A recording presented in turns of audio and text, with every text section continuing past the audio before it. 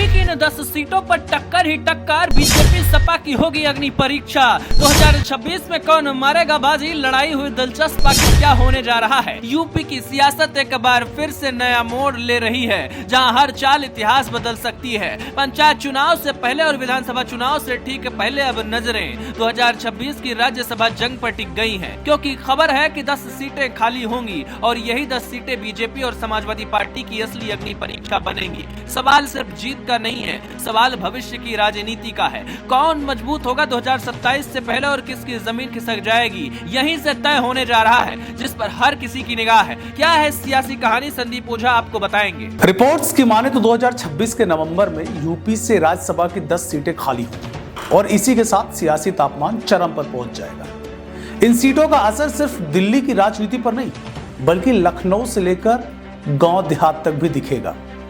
BJP और सपा दोनों जानते हैं कि यह चुनाव सिर्फ राज्यसभा का नहीं, बल्कि विधायकों की निष्ठा और संगठन की पकड़ का इम्तिहान भी है।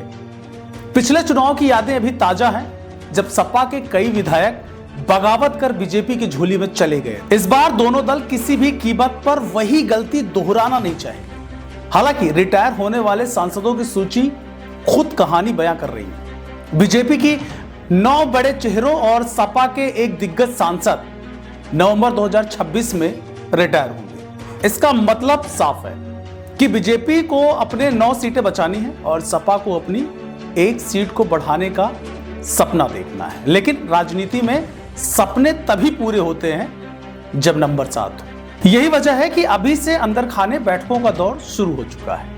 हर विधायकों की गिनती हो रही है, हर वोट की कीमत बढ़ गई है। अब जरा विधानसभा का गणित समझिए, क्योंकि यहीं से असली खेल शुरू होता है। दरअसल यूपी की विधानसभा में कुल 403 सीटें मानी जाती हैं और राज्यसभा की 10 सीटों के लिए हर उम्मीदवार को करीब 37 वोट चाहिए। बीजेपी एनडीए के पास करीब 294 विधायक हैं, जबकि सपा और कांग्रेस को मिलाकर संख्या करीब 105 के आसपास बैठती है। बीजेपी एनडीए में कुल विधायक 294, सपा कांग्रेस कुल मिलाकर 105, एक राज्यसभा सीट के लिए जरूरी वोट 37।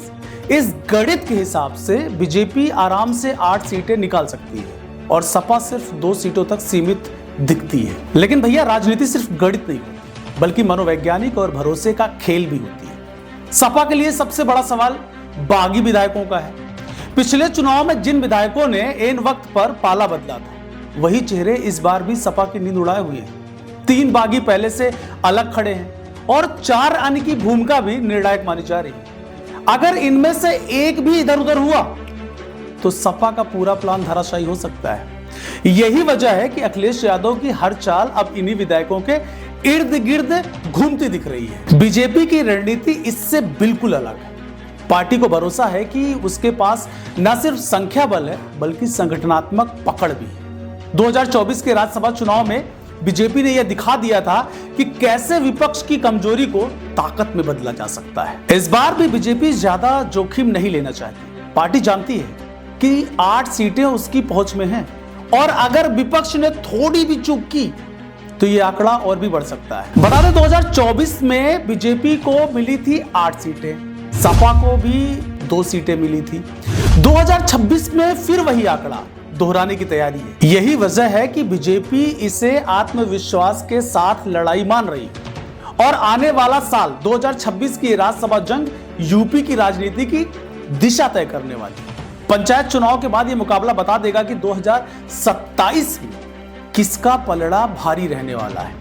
जनता भले ही सीधे वोट न डाले, लेकिन इससे असर को हर कोई महसूस करेगा।